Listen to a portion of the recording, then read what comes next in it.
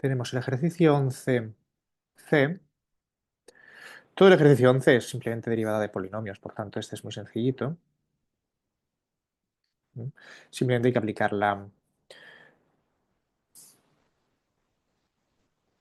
tabla de derivadas. Nos dan que f de x es 3x al cubo más 2x al cuadrado más 5x a la quinta más 1. ¿Vale? Y nos piden derivar esto. Entonces, pues claro, lo que tenemos que utilizar es que nosotros sabemos que la derivada respecto de x, ¿no? De x elevado a n, es igual a n por x elevado a n menos 1. Entonces, aplicando eso aquí y recordando que la derivada de las constantes pues, no cuenta, ¿no? Porque la derivada de la constante es 0, por tanto, en un producto saldría fuera. Y la derivada de la suma es la suma de las derivadas, pues automáticamente, ¿no? Pues derivamos esto. Nos queda que la derivada pues sería 3, y aquí tendríamos la derivada de x al cubo, 3 pasaría adelante multiplicando, con lo cual nos daría 9, y aquí tendríamos x elevado a 3 menos 1, que es 2, ¿no? 9x cuadrado. Y lo mismo con las otras, ¿no? Tendríamos 2. Este 2 pasa adelante multiplicando, con lo cual nos da 4, y ahora tendríamos x elevado a 2 menos 1, por tanto se quedaría tal cual. Luego tendríamos más. Aquí hay un 5, este 5 pasa multiplicando y quedaría aquí 25. Y luego tendríamos x elevado a 5 menos 1, que es 4. Y por último, la derivada de constantes es 0. Por tanto, eso ya no contribuye y el resultado pues, sería simplemente eso de ahí. ¿Vale? Esa sería la derivada. ¿Vale? La derivada inmediata usando la tabla de derivadas. ¿Vale? El ejercicio siguiente que teníamos era una derivada de una fracción algebraica. Teníamos el 12c, al 12c o el 12, 12e.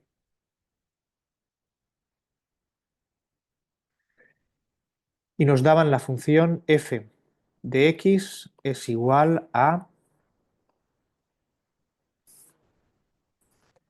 menos x dividido x más 1. ¿Vale? Bueno, aquí la idea es que, bueno, pues eso es un cociente, por lo tanto tenéis que recordar que cuando tenéis la derivada de un cociente, ¿vale?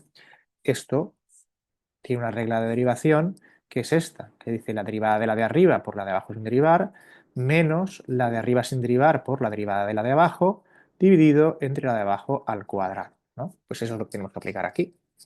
Y por lo demás, tanto el numerador como el denominador son funciones lineales en x, así que es fácil. Entonces, f' será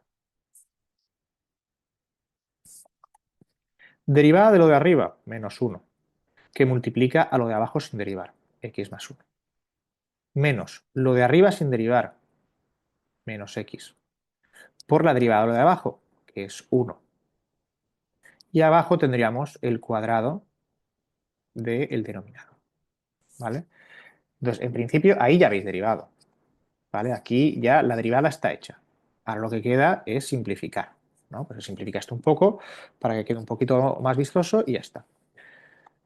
Entonces abajo tendríamos x más 1 al cuadrado y arriba ¿qué tendríamos?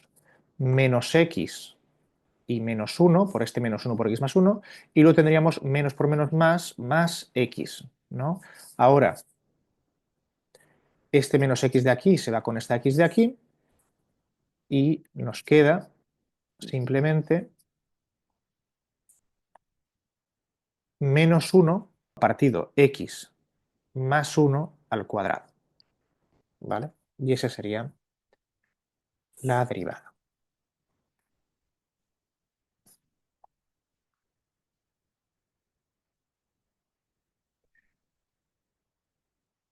Vale, ahora vamos a ver un ejercicio de derivadas en las que intervienen radicales. Así que vamos a hacer el ejercicio 13F,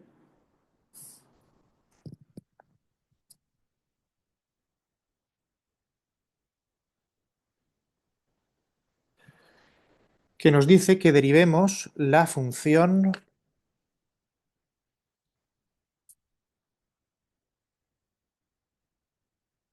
f de x es la raíz cúbica de 5x menos 3 al cuadrado. ¿Vale? Pues las raíces, la forma de trabajar con ellas, especialmente para derivar, es sustituirlas por exponentes fraccionarios. De manera que una raíz cúbica es lo mismo que exponenciar a un factor un tercio. Así que esto sería 5x menos 3 al cuadrado y todo eso elevado a un tercio. Como cuando tenéis una potencia, los exponentes se multiplican, al final esto va a ser lo mismo que 5x menos 3 elevado a 2 tercios. Y ahora se deriva normalmente con una regla de este tipo junto con la regla de la cadena, porque ahora tendremos una cosa dentro, ¿no? Así que derivaríamos así. Esto al final es la regla de la cadena, ¿vale? La función que está fuera de todas sería como x elevado a 2 tercios, lo cual nos dejaría, al derivar, nos quedaría 2 tercios por lo que tiene dentro, esta vez elevado a 2 tercios menos 1. 2 tercios menos 1 es 2 tercios menos 3 tercios, por lo tanto aquí te queda menos un tercio. Y dentro que tenía lo mismo, ¿no? 5x menos 3. Y ahí ya habríamos derivado el hecho de que tengamos algo elevado a este número. Ahora, por la regla de la cadena, habría que derivar lo que tenemos dentro, que es la derivada de 5x menos 3. Pero la derivada de 5x menos 3 es 5, ¿vale? Por tanto, te quedaría así. Una vez que tenemos esto así, pues ya simplificamos. El 5 por 2 nos da aquí 10 y aquí un 3. Y luego tener 5x menos 3 elevado a menos un tercio sería una raíz cúbica. Y el hecho de que tengamos un exponente negativo quiere decir que está en el denominador. Por tanto, esto al final se puede traducir como 1 partido raíz cúbica de 5x menos 3. Y reorganizándolo un poco, pues esto es 10 dividido 3 veces la raíz cúbica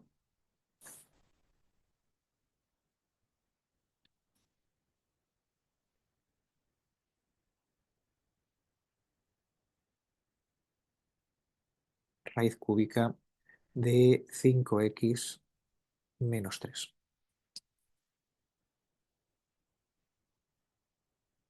Y eso sería la derivada. ¿Vale? Bien, ahora vamos a hacer una que es la derivada 14L, que incluye funciones trigonométricas, pero sobre todo es una aplicación de la regla de la cadena. Entonces tenemos, el ejercicio es el 14L,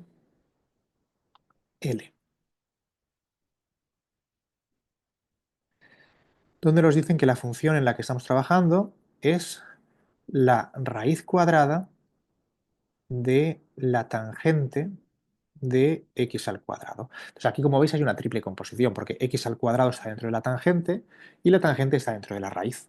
Así que aquí hay una regla de la cadena en la cual al final tendremos tres términos multiplicándose entre sí. ¿Vale? Entonces, esto, como ya he mencionado antes, pues lo más práctico es cambiar la raíz como un exponente un medio. Así que haremos tangente de x al cuadrado y todo esto elevado a un medio. ¿Vale? Luego, dependiendo de la tabla de derivadas que hayáis estudiado, es posible que os acordéis de cuál es la derivada de la tangente o no. Si sois capaces de recordar la derivada del seno y la derivada del coseno, la de la tangente se deduce como la derivada del cociente. Entonces, por ejemplo, si tenemos la derivada respecto de x de la tangente de x, ¿vale? Esto es lo mismo que la derivada respecto de x de seno de x dividido entre coseno de x. Y esto, al ser la derivada de un cociente, tendríamos derivada del seno, que es coseno, por el coseno que tenemos en el denominador, nos daría coseno cuadrado, y luego tendrías menos el seno sin derivar, seno de x, por la derivada del coseno, que te da menos seno, por lo tanto aquí hay un más seno al cuadrado, y acá abajo te quedaría el coseno cuadrado de x. ¿vale? Así que esa sería la derivada de la tangente. Ahora, esto pues, se puede dejar así y se puede simplificar. Hay gente que lo simplifica de esta forma. Hay gente que lo simplifica de esta forma y dice, bueno, es que el coseno al cuadrado más el seno al cuadrado, eso es 1.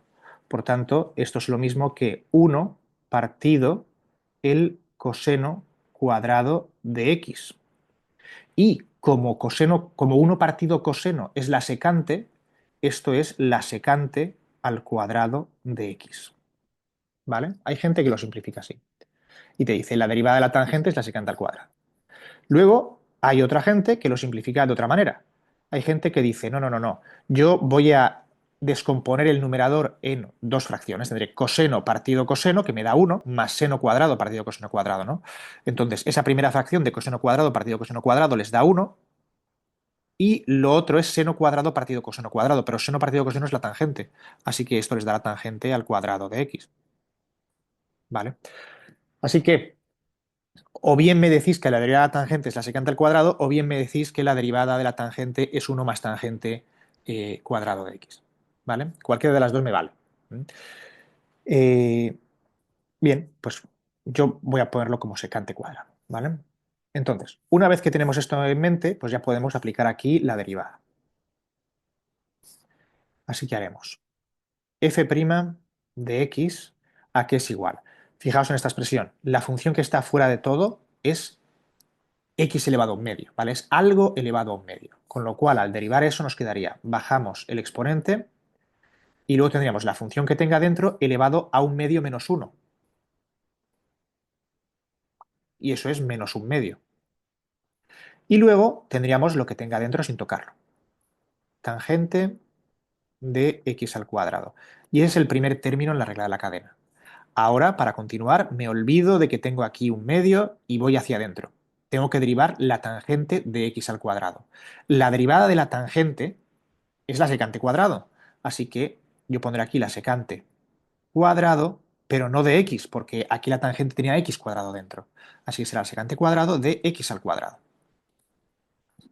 Y ahora sigo hacia adentro, ya me olvido de la tangente. ¿Qué tengo dentro? La derivada de x al cuadrado, que sabemos que es 2x. Y esos son los tres términos debido a la triple composición. La raíz, la tangente y x al cuadrado. Y una vez que tenemos esto, pues ya simplemente nos dedicamos a reorganizar, ¿no? Pues por ejemplo, este factor 2 se va a ir con este factor 2 de aquí, ¿vale? Este exponente menos un medio me dice que hay una raíz cuadrada en el denominador que tiene dentro la tangente, así que esto me quedará en el numerador x por secante cuadrado de x cuadrado y en el denominador me quedará la raíz de la tangente de x cuadrado, ¿vale? Y ya estaría.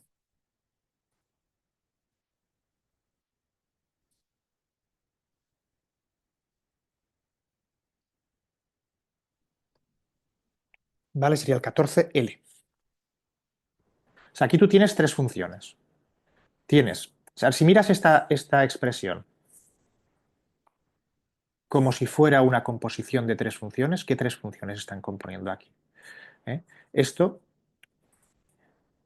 tienes x al cuadrado, que está dentro de la tangente de x. ¿Vale? Recuerda, este símbolo significa lo que está a la derecha lo pones dentro de la x de la función anterior. Así que si tú pones esto, te queda tangente de x al cuadrado. ¿Vale? Y ahora esto está a su vez dentro de raíz de x. Porque si tú coges todo esto y lo pones dentro de raíz de x, te queda raíz de la tangente de x al cuadrado. Yo he cambiado escribir esta raíz así por escribirla así. ¿Vale? Entonces, como hay una triple composición, esto tiene la pinta de h compuesto con g compuesto con f. Y la regla de la cadena te dice que al derivar esto, tú tienes que hacer h' evaluado en g de f de x, que multiplica a g' evaluado en f de x, que multiplica a f' de x. ¿Vale? Esa es la regla de la cadena. Aquí tienes los tres términos que te tienen que aparecer. Hay un término, este, que es f' de x, ¿vale? Pero aquí f es x cuadrado. Por tanto, al derivar el x cuadrado, aquí te queda un 2x. ¿Ves? Igual que aquí, g, en esta composición, la función g es la tangente. Aquí te dice, deriva la tangente y ponle dentro lo que le toca dentro. Así que te queda la secante cuadrado evaluado en x al cuadrado, que era f de x. ¿Veis? El 15L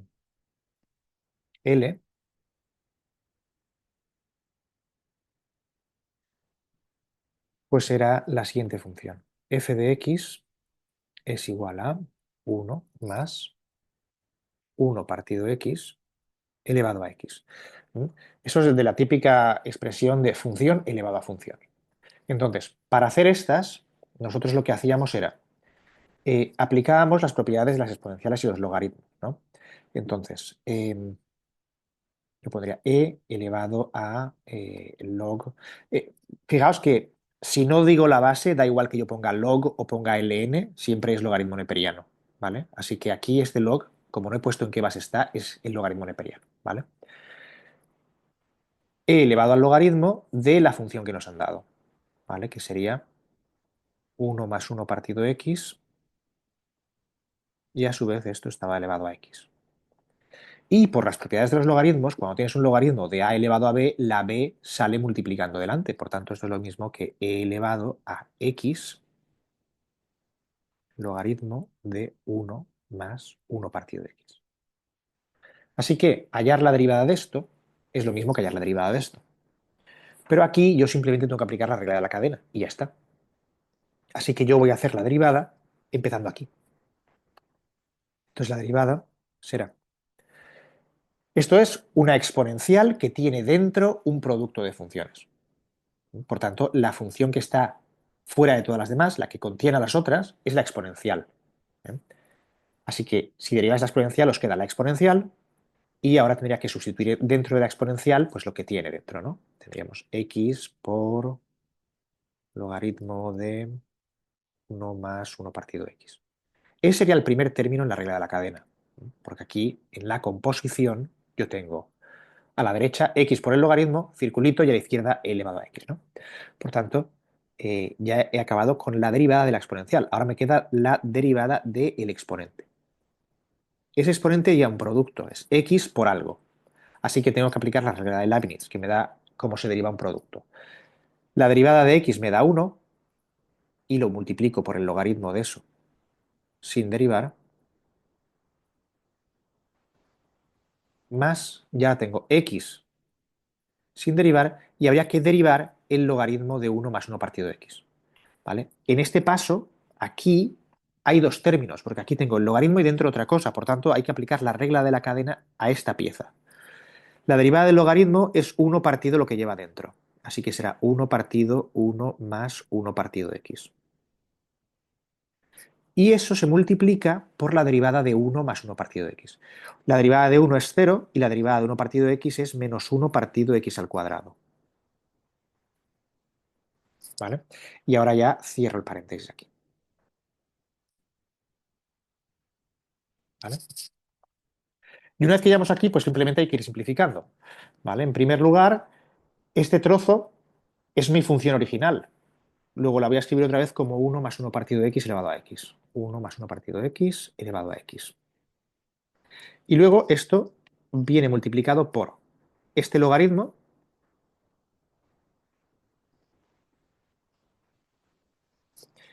y luego hay que simplificar todo esto. Este signo menos pasa aquí delante. Luego, aquí tengo una x que está multiplicando, pero tengo un x al cuadrado que está dividiendo. Por tanto, esta x de aquí me va a simplificar este cuadrado de aquí. Y me va a quedar 1 dividido. Esta x que ha sobrevivido al simplificar este a x con este cuadrado me aparece aquí abajo multiplicando. Y luego tengo 1 más 1 partido x. ¿Vale?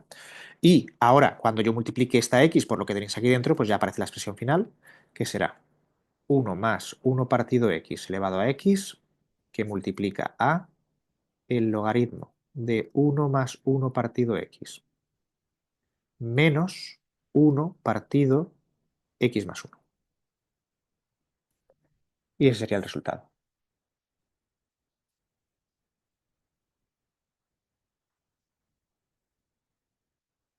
¿Vale?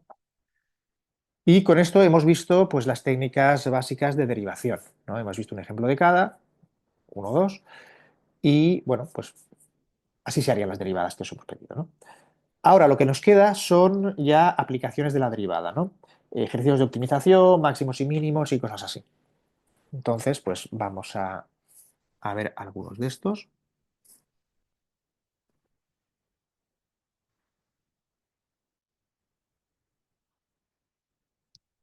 Vamos a empezar con el 18.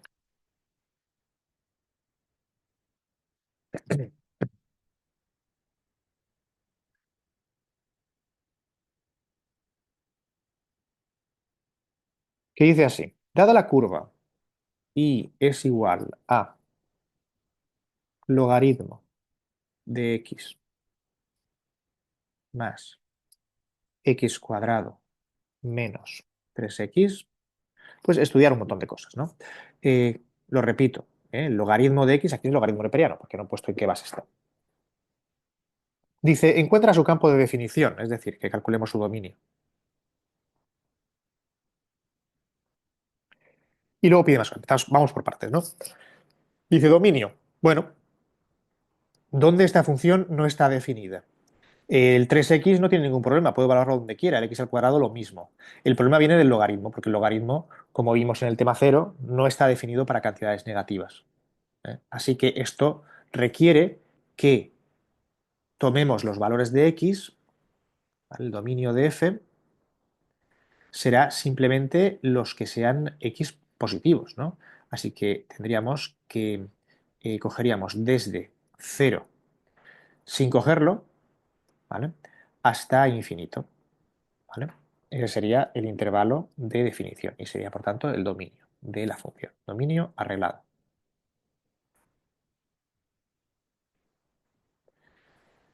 Podríamos poner lo que sea el apartado A, ¿no?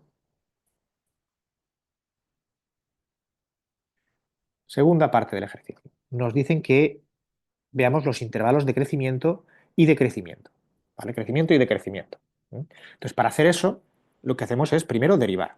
Entonces, vamos a derivar f', f es esto, pues habría que derivar esto. La derivada del logaritmo de x es 1 partido x. Luego tendríamos la derivada de x al cuadrado, que nos da 2x. Y por último, pues tendríamos la derivada de menos 3x, que nos da menos 3. ¿Vale? Entonces, nosotros, claro, solamente vamos a trabajar con x positivos, no nos interesa lo que pase cerca del cero, ¿no? Así que realmente esta derivada pues, es continua y donde va a estar definida la función. Y por tanto, pues podremos analizar el crecimiento y el decrecimiento simplemente viendo primero dónde están los puntos críticos, así que tendremos que preguntarnos cuándo f' de x es igual a 0, y eso nos va a dar una serie de puntos que van a descomponer el dominio de la función en regiones. Y en cada región el comportamiento de crecimiento o de decrecimiento estará bien definido. ¿Vale? Así que nos preguntamos esto, ¿dónde se hace cero? ¿Vale? Entonces, cuando cogéis esto y lo voláis a cero, al multiplicar todo por x, ¿vale? Lo que llegáis es a la siguiente ecuación. Os queda 2x al cuadrado menos 3x más 1 es igual a cero. ¿Vale? Esa es la ecuación que debemos resolver. Una ecuación cuadrática. Esa ecuación cuadrática, cuando la resolvéis, os da dos soluciones. ¿Vale? No voy a poner lo de menos b más menos raíz cuadrada de b cuadrado, etcétera. Simplemente os digo que encontráis dos soluciones aquí que voy a llamar C1 y C2, que son dos puntos críticos. C1 y C2. C1 corresponde al valor 1/2 y C2 aparece para x igual a 1. Esos son los dos puntos críticos que observamos. ¿Qué quiere decir esto?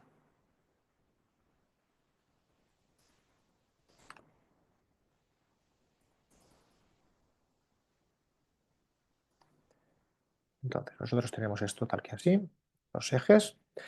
Ya sabemos por el apartado A que la parte con x negativos no está en el dominio es este, solamente los positivos. Ahora tenemos que en un medio tenemos un punto crítico y en uno tenemos el otro. Bueno, esto no está a escala, pero bueno, es una cosa así. Entonces, ese dominio que en principio iba desde 0 hasta infinito, ahora se ha descompuesto en tres regiones. Una región que va desde 0 hasta un medio, otra que va desde un medio hasta uno y otra región que va desde uno hasta infinito. ¿Vale? Y el comportamiento de crecimiento o de decrecimiento pues estará bien definido en cada una de esas regiones. Para conocerlo necesitamos tomar puntos por aquí y por aquí y evaluar la primera derivada. ¿Vale? Entonces, si cogéis la derivada, o sea, aquí, por ejemplo, yo voy a coger un punto por aquí, que será un cuarto, ¿vale? Un punto por aquí, que será 3/4, y por aquí pues tomaré, simplemente para pensar, no voy a calcularlo explícitamente, pues 1000, ¿no? A ver qué pasa. Entonces, si calculáis con la derivada, veréis que la derivada evaluado en un cuarto, ¿vale? Esto os va a dar 3 medios. Y 3 medios es positivo. Por tanto, eso quiere decir que nuestra función aquí es creciente. Luego, cuando evaluáis la derivada en 3/4, esto os da -1/6, que es negativo. Por tanto, aquí la función decrece. Y por último, pues si evaluáis en 1000, ¿no? No hace falta que evaluéis realmente, pero está claro que en 1000 esto va a ser 1 dividido entre 1000, que no va a contar para nada. Aquí vamos a tener -3 y aquí vamos a tener 2000. Por tanto, esto es positivo, mayor que 0. Por tanto, ahí vuelve a crecer. Nuestra función ahí vuelve a crecer. Así que crece, decrece y crece de nuevo. Así que la función hace una cosa así, sube, baja y sube otra vez. ¿Vale? Bien, luego en el apartado C nos dice máximos y mínimos relativos. Apartado C. Máximos y mínimos relativos. Bueno, aquí ya no hay nada que calcular, porque nosotros tenemos un criterio de extremos relativos de primera derivada que nos dice que un máximo relativo aparece cuando tenemos un punto crítico en el cual la función primero crece y luego decrece. Así que hay un máximo relativo de la función en x igual a un medio. ¿Vale? Así que en x igual a un medio, para este valor de la x, por aquí arriba, ¿no? Hay un máximo relativo. De la misma forma, cuando tenemos un punto crítico en el cual la función primero decrece y luego crece, ahí tenemos un mínimo relativo. Por tanto, hay un mínimo relativo con valor de la x igual a 1. ¿Vale? Así que tenemos, hay un máximo relativo en x igual a un medio y hay un mínimo relativo en x igual a 1. ¿Vale?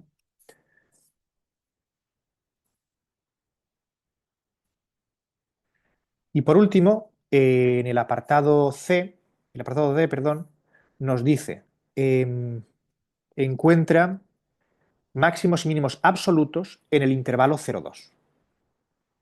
¿Vale? Entonces, en el intervalo 0,2, ¿de acuerdo? Pues no, 0,2 no, en el intervalo 1/3 2, perdón. 1/3 2. ¿Vale? Pues entonces nos está pidiendo que cojamos la función y cortemos por aquí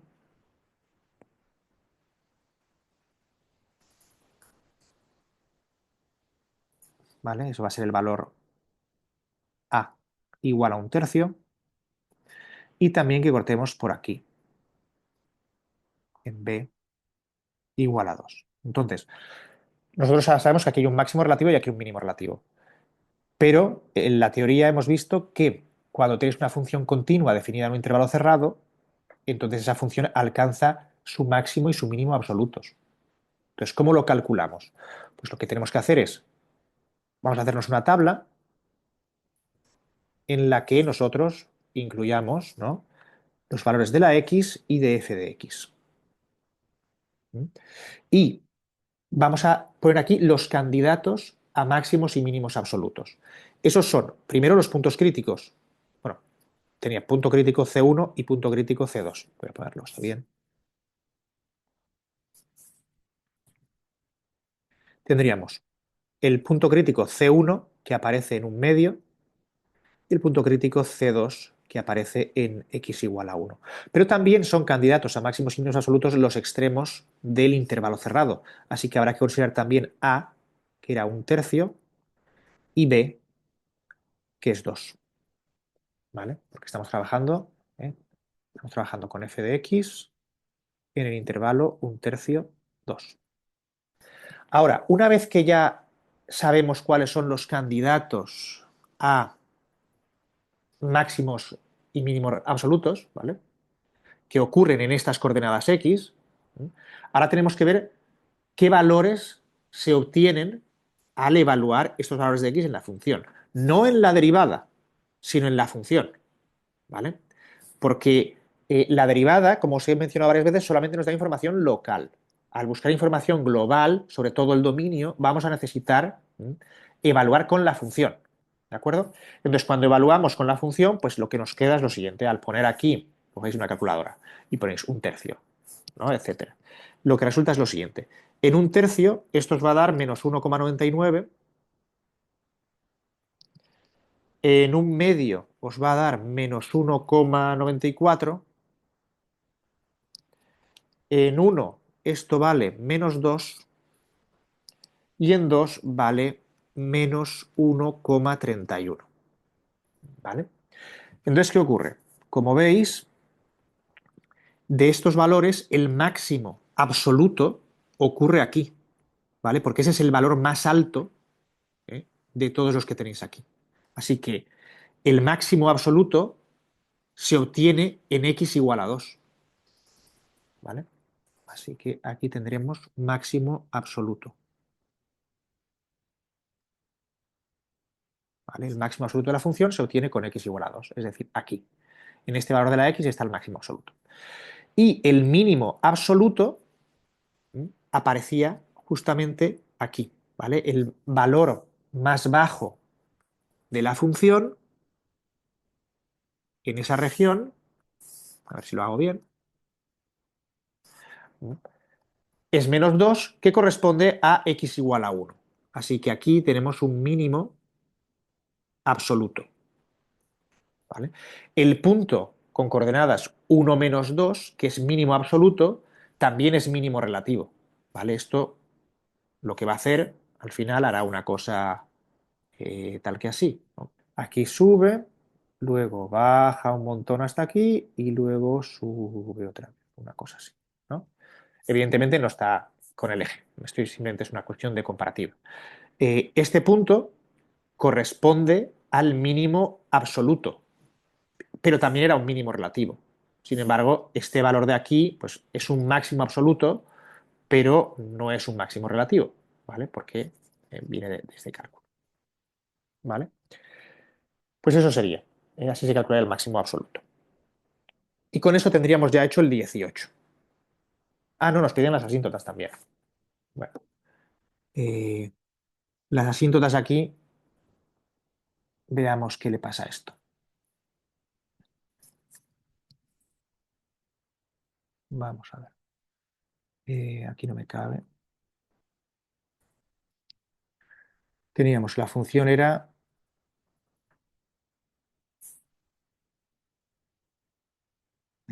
f de x es igual a logaritmo de x más x al cuadrado menos 3x. ¿Vale? Y sabíamos que el dominio iba desde 0 hasta infinito. Entonces, nosotros cuando vemos esta función, cuando nos acercamos a 0, que es donde acaba su dominio, ¿vale? Fijaos que aquí, si tomamos el límite cuando x tiende a 0 por la derecha de esta función, ¿vale? Eso tiende a 0 y eso tiende a 0. Pero esto tiende a menos infinito, ¿vale? Por tanto, aquí este límite es menos infinito. Eso quiere decir que cuando se aproxima a 0, ¿vale? La función, ¿no?, se va haciendo así y se aproxima a esta recta vertical sin tocarla, ¿vale? Así que x igual a 0, que es esta recta, actúa como asíntota vertical de la función, ¿vale? Y ahora habrá que ver si esto, cuando x tiende a infinito, pues tiende a alguna recta, ¿no? Entonces, para esto, recordad que la asíntota oblicua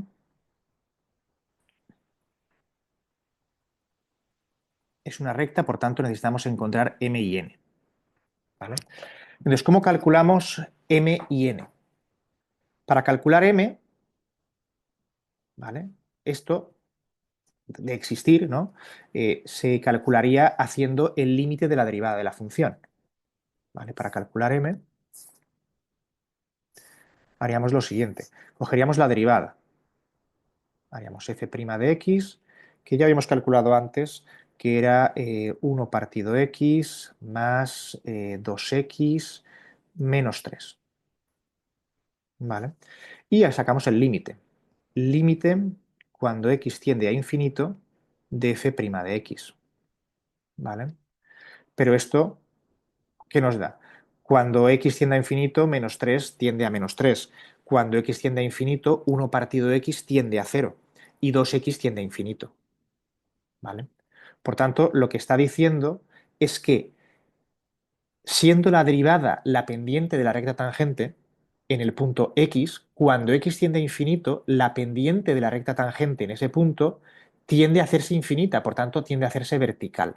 Eso quiere decir que no tiene ninguna asíntota, ni horizontal ni oblicua, ¿vale? Así que no hay asíntota oblicua ni asíntota horizontal, fin, ¿vale? Y ya estaría.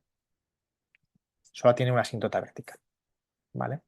Así que de aquí sacamos que no tiene asíntotas horizontales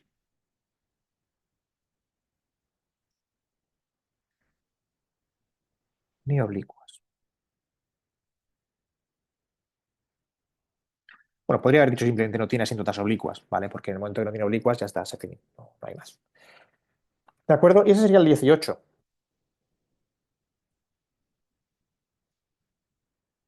¿Vale? Entonces vamos a ver el siguiente, que era el ejercicio 21.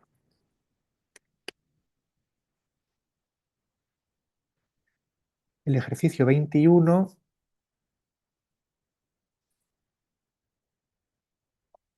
que es un ejercicio ya de optimización.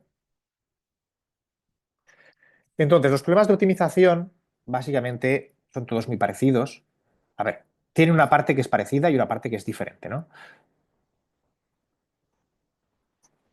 El esquema general es lo que es parecido, ¿vale? El problema particular puede ser muy distinto.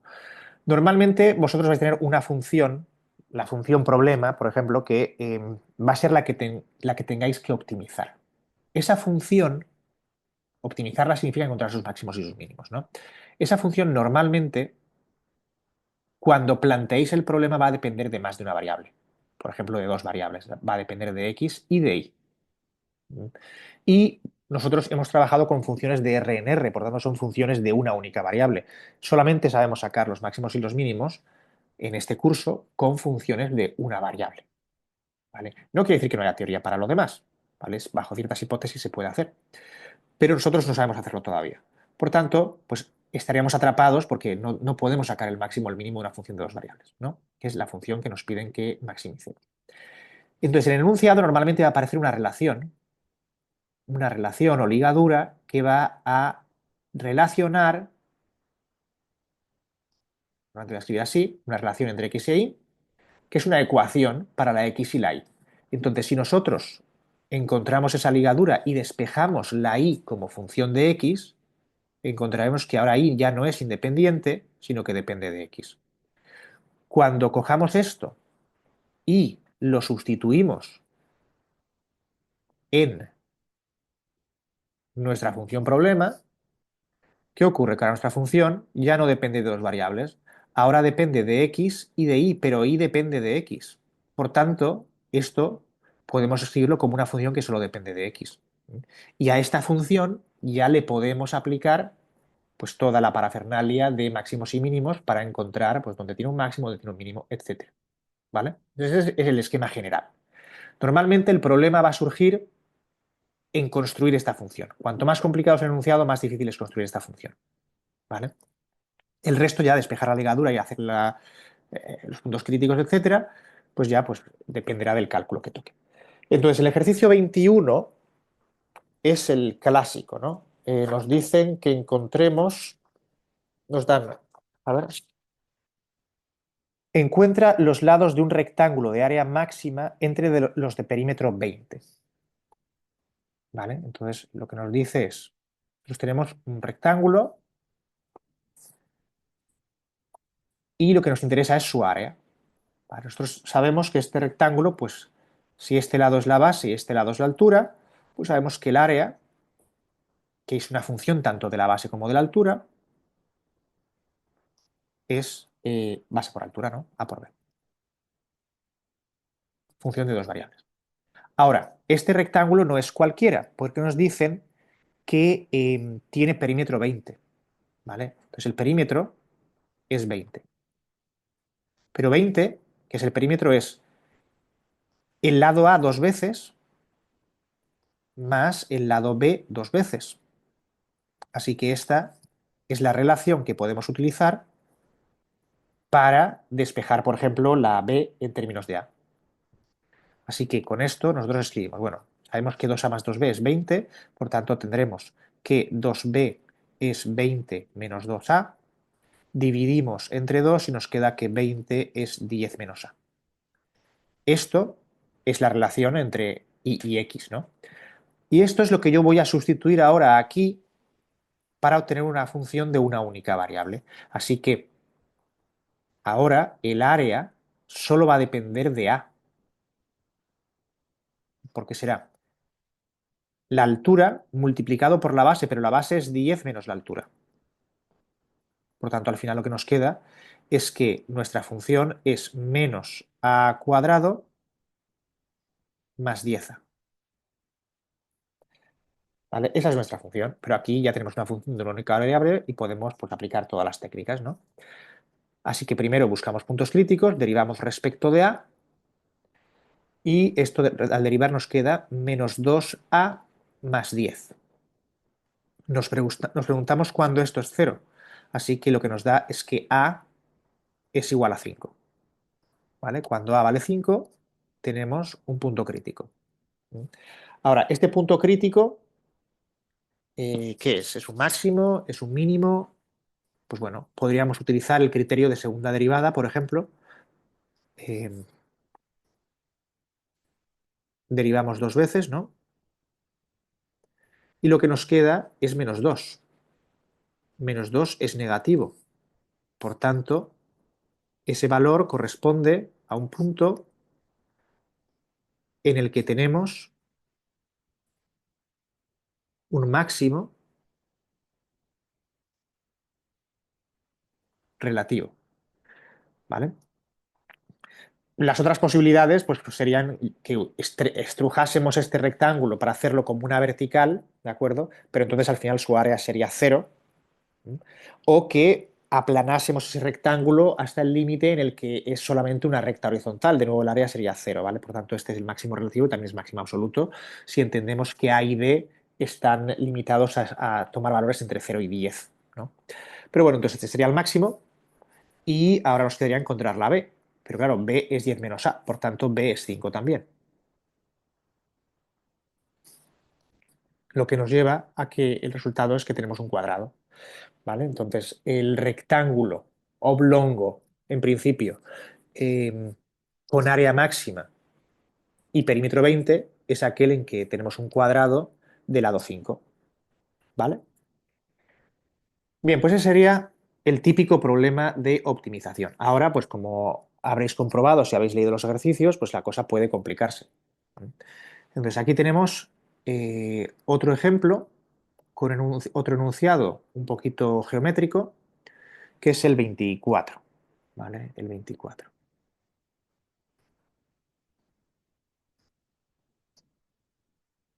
¿vale? Pues el 24 nos dice, se ha dado un triángulo isósceles con base 12 y altura 5. ¿Vale? Entonces nos dan un triángulo, que yo no lo voy a pintar como es, pero bueno, un triángulo isósceles. ¿Vale? Isósceles quiere decir que hay dos lados que son iguales. Entonces aquí, pues yo he tomado este lado, es la base, que va a ser 12,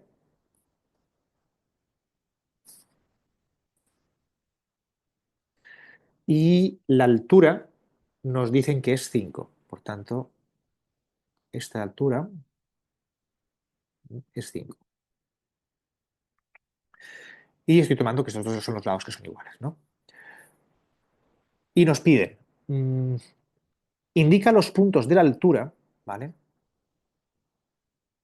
Para los que la suma de las distancias a los vértices es máxima y aquellos para los que la suma de las distancias a los vértices sea mínima, ¿vale? Entonces, nos están pidiendo sobre esta recta, que es lo que se llama la altura del triángulo, hay que encontrar los puntos, por ejemplo este, que cuando coja la distancia de este punto a este vértice, a este vértice y a este vértice y la sume, esa cantidad sea máxima, ¿vale? Entonces voy a marcar aquí qué es lo que estoy buscando. Yo tengo que esta cantidad, esta distancia, la voy a llamar S1 y luego esta distancia de aquí voy a llamarla S2 y esta de aquí voy a llamarla S3. Así que mi función, la función con la que tengo que trabajar es S1 más S2 más S3. Y ahora hay que buscarse la vida para poder escribir esto de una forma un poquito razonable, ¿no? Bien, lo primero voy a parametrizar los puntos sobre la altura midiendo esto como x, ¿vale? Esta cantidad de aquí va a ser x. Entonces, x es lo que va a ir indicándome en qué punto estoy. X, en principio, pues puede ser desde 0 hasta 5, que es cuando está aquí arriba, ¿vale? Y si esto es x, entonces S1 yo ya sé lo que vale respecto de x, porque la altura total es 5, por tanto esto será 5 menos x. ¿Vale? S1 ya sabemos que vale 5 menos x.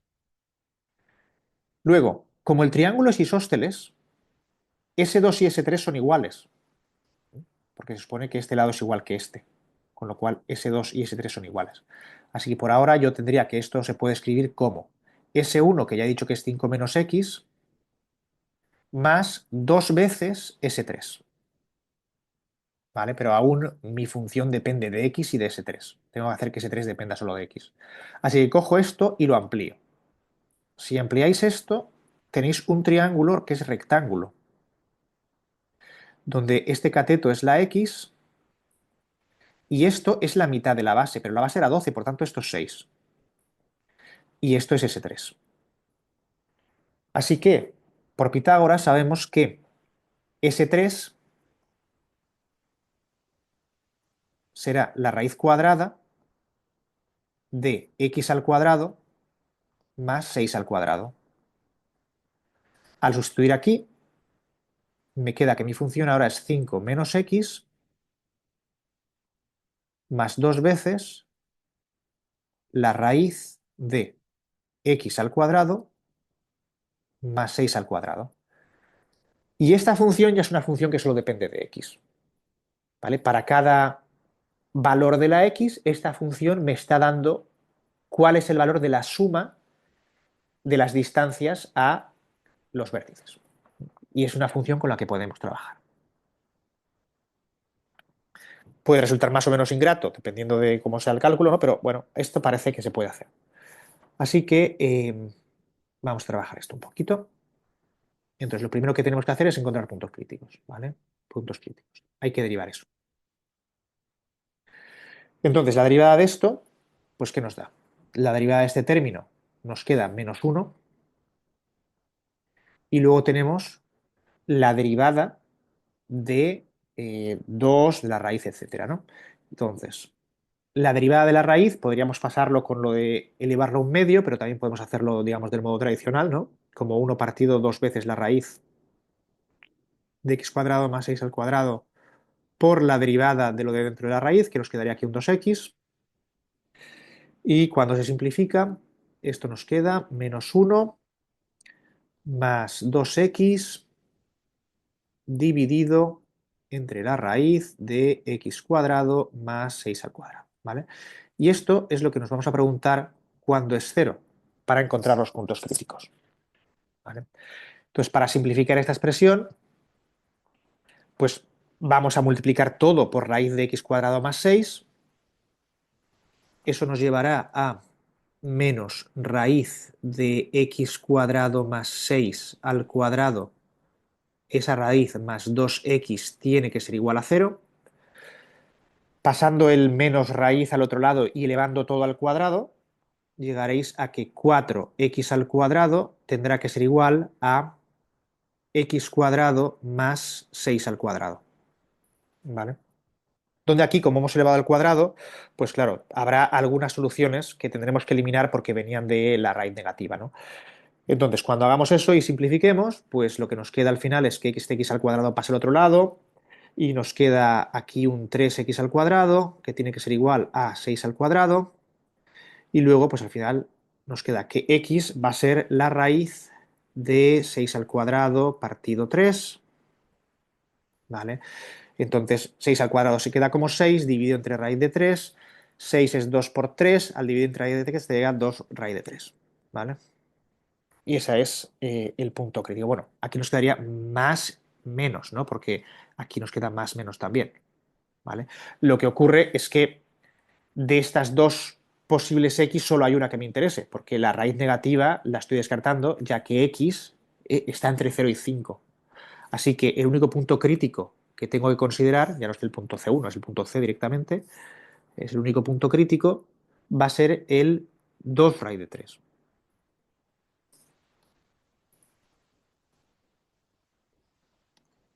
¿Vale?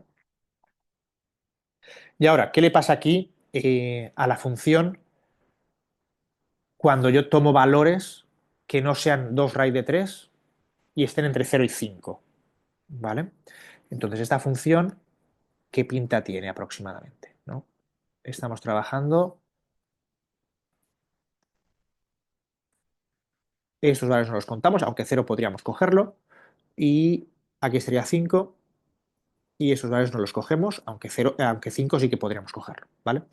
Y pues por aquí estaría un poco puesto al azar, ¿no? 2 raíz de 3, ¿vale? Entonces, un punto a la derecha de 2 raíz de 3, pues sería, por ejemplo, el 4, ¿no? Porque 2 raíz de 3 es más pequeño que 2 raíz de 4, y 2 raíz de 4 y 2 por 2 que es 4. Por tanto, aquí estaría el 4, ¿vale? Y aquí, pues, por ejemplo, 2 raíz de 3 es más grande que 2 raíz de 1. Podría coger el 2, pero bueno, voy a coger el 1 porque me simplifica un poco la vida, ¿vale? Así que ese es el punto crítico y esos son puntos que yo cojo para evaluar luego la derivada y ver si crece, decrece o qué, para usar un criterio de primera derivada. Podéis usar también un criterio de segunda derivada. Tendréis que derivar esto por segunda vez y luego evaluar en 2 raíz de 3, ¿vale? Si eso os parece pesado, pues bueno, pues usáis el criterio de primera derivada. Tenéis que elegir 2 puntos en las regiones correspondientes para poder evaluar la primera derivada. Si evaluáis la primera derivada en 1, ¿vale? Esto os va a quedar todo con raíces, etcétera, así que pues es más cómodo directamente cogerlo con decimales y ya está. Esto os quedará menos 0,67 negativo, por tanto esto aquí decrece.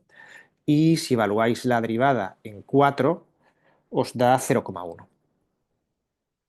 que es positivo y por tanto aquí crece. Eso quiere decir que este punto es un mínimo relativo. Dicho de otro modo, hay un mínimo relativo con x 2 raíz de 3. Así que voy a apuntarlo. Este punto de aquí es un mínimo relativo. Pero en principio, yo he definido que el borde del triángulo podemos cogerlo y el vértice también. Por tanto, x está definido en un intervalo cerrado de 0 a 5. Así que como está en un intervalo cerrado, yo tendría que preguntarme cuál es el máximo o el mínimo absolutos, ¿no? Eh, si no, si yo, por ejemplo, cogiese y dijese, no puede ser el borde, ¿eh? Tiene que estar aquí dentro, ¿eh? De manera que x estuviese entre 0 y 5, pero en intervalo abierto, yo ya habría terminado, ¿vale? Porque ya sé que este es un mínimo relativo y cuanto más me aproxime a 0, más alto va a ser el valor. Y cuanto más me aproxime a 5, más alto va a ser el valor de la función. Pero como no puedo llegar nunca a 5 y puedo acercarme tanto como quiera, pues por aquí sube, sube, sube, sube, pero nunca llega a un punto en que yo pueda decir, aquí está el máximo absoluto, ¿vale? Entonces, habría terminado. Pero como está en intervalo cerrado, pues puedo realmente preguntarme eso. Para ello, pues haremos como el ejercicio anterior. Voy a componerme aquí una pequeña tabla para valores de la x y valores de f de x, donde f de x es esto. Ya los valores para los máximos y mínimos absolutos no los calculo con la derivada, sino con la función.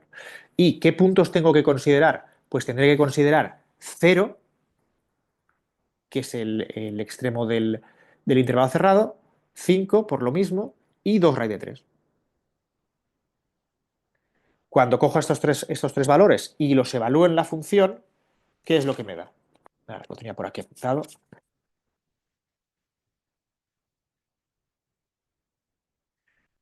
Para x igual a 0, ¿vale? Que sería que el punto que estoy buscando estuviese aquí, la función vale 17. Para 2 raíz de 3 vale 15,39 y para b vale 15,62. ¿Vale? Entonces, como veis, 17 es el máximo absoluto del valor que toma la función y ocurre en 0.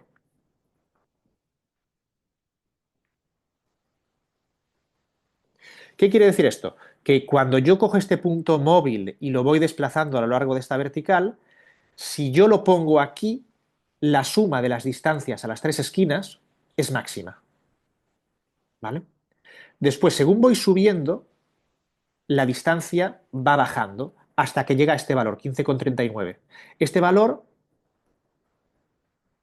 que es el más pequeño de todos los que tengo aquí, es el mínimo absoluto.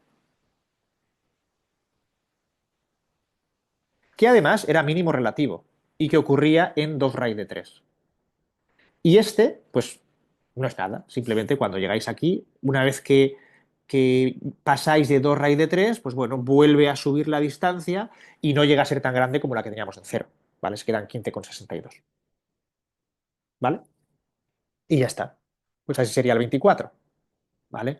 Entonces, como veis, pues en este ejercicio, ¿cuál ha sido la dificultad? La dificultad ha sido escribirse esta función.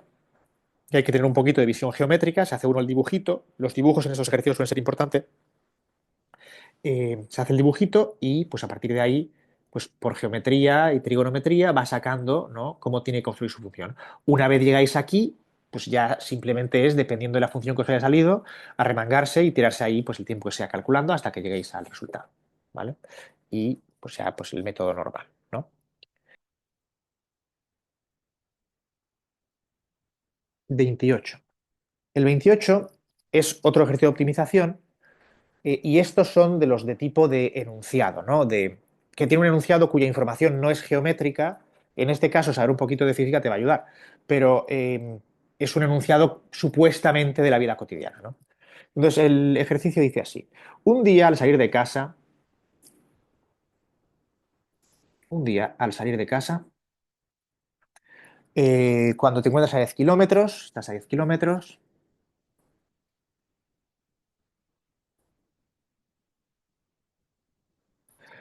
te das cuenta de que te has dejado un grifo abierto. Vale. Y decides dar media vuelta. Vale, vamos a suponer que vas en coche.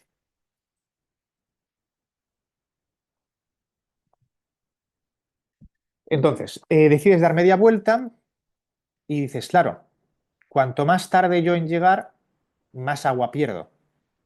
Y por tanto, pues eso me sube la factura del agua. Pero cuanto más rápido vaya, más gasolina gasto. Así que eso también aumenta el coste. Dice, el agua sale del grifo y cuesta 10 euros por hora. Bueno, los números los hemos puesto al azar, ¿de acuerdo? Eh, entonces, el coste del agua,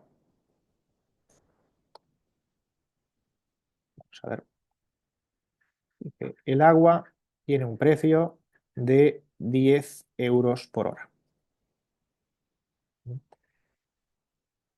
Ir en coche a velocidad S, eh, vale, vamos a llamarlo esto la gasolina. La gasolina te cuesta 6 más. Voy a usar V para la velocidad V partido 10, ¿vale? Euros por kilómetro.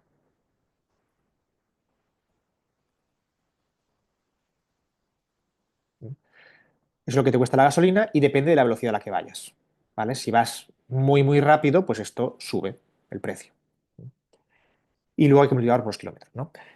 Entonces te dice, la pregunta es, ¿a qué velocidad deberías ir para minimizar la suma del coste del agua y del viaje en coche? ¿Vale? Entonces, ¿cuál es el coste total? El coste total va a ser el coste del agua, que son 10 euros por hora multiplicado por t, donde t es el tiempo que tardes en llegar. ¿Vale? Si te tiras una hora son 10 euros, 2 horas 20 y así. Y después ese es el gasto del agua y luego está el gasto de gasolina, ¿no? Que dices, bueno, esto, la gasolina, si yo voy a velocidad V, me va a costar ¿qué? Me va a costar 6 más V partido 10 cada kilómetro. Yo tengo que recorrer 10 kilómetros, por tanto, ese es el coste de la gasolina. Como veis, esta función dólar depende del tiempo y de la velocidad, con lo cual esa función en principio es una función de dos variables, cuando uno lo mira así rápido, ¿no? Pero obviamente el tiempo que tardes no es independiente de la velocidad a la que vayas, ¿vale? Porque el curso de física, ¿no? Sabéis que el espacio partido tiempo, ¿vale? Eso pues será la velocidad. En este caso, el espacio que hay que recorrer es 10 kilómetros. Por tanto, eh, si el tiempo está en horas, la velocidad está en kilómetros por hora y 10 son kilómetros, pues esta es la relación que existe entre la velocidad y el tiempo. Así que, por ejemplo, si lo ponemos todo en términos de la velocidad, porque nos preguntan por la velocidad, que el tiempo, ¿vale? Es 10 partido la velocidad. ¿Vale? Con esto puedo despejar el tiempo aquí y encontrar una función de una única variable, ¿no? Entonces esta función, que ahora depende solo de la velocidad, sería 10 por el tiempo, pero eso es 10 partido velocidad, más, y luego tendríamos 6 más v partido 10 por 10, ¿vale? Esa es nuestra función que ahora solo depende de la velocidad. Simplificando, pues esto nos queda 100 partido v y el resto pues lo dejo igual, ¿no? Es 10 por 6 más v partido 10. Una función de una variable, pues nada, derivamos para encontrar los puntos críticos, ¿no? Al derivar, ¿esto qué nos queda? Nos queda menos 100 partido v cuadrado por la derivada de este término, y luego tendremos más 10, que está ahí, no hace nada, la derivada de 6 es 0, y la derivada de v partido 10 es 1 partido 10, ¿vale? Por tanto, aquí nos queda 1 partido 10. Así que al final esto se nos queda como menos 100 partido v cuadrado más 1.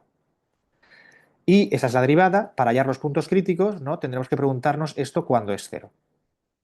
Si despejamos, pues lo que nos va a quedar al final es que, bueno, pues este bloque con el signo negativo lo cambiaría de sitio para que fuera positivo, pasaría el v cuadrado que estaba dividiendo multiplicando y os quedaría que v cuadrado, ¿no? pues tiene que ser 100. De donde se llega a que v es más menos 10 kilómetros por hora. ¿Vale? Voy a contar solo velocidad positiva, ¿de acuerdo? Quien quiera contar que va hacia la izquierda y poner menos 10, bueno, pues claro lo que quiera. Pero yo voy a contarla como velocidad positiva solamente. Y ese sería el punto crítico. Entonces, esto es un máximo, es un mínimo, ¿esto qué es, no? Bueno, uno podría volver a derivar aquí, pero bueno, es más cómodo simplemente ver qué pasa con la derivada, ¿no? Si esto, pues, cogéis puntos próximos, ¿vale? Entonces veréis que esto realmente pues, es un mínimo.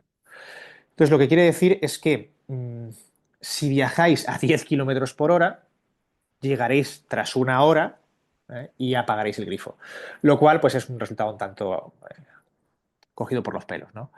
Esta función, de todos modos, en honor de quien haya escrito este ejercicio, hay que decir que si la representáis, ¿vale? Tiene una pinta tal que así, ¿vale?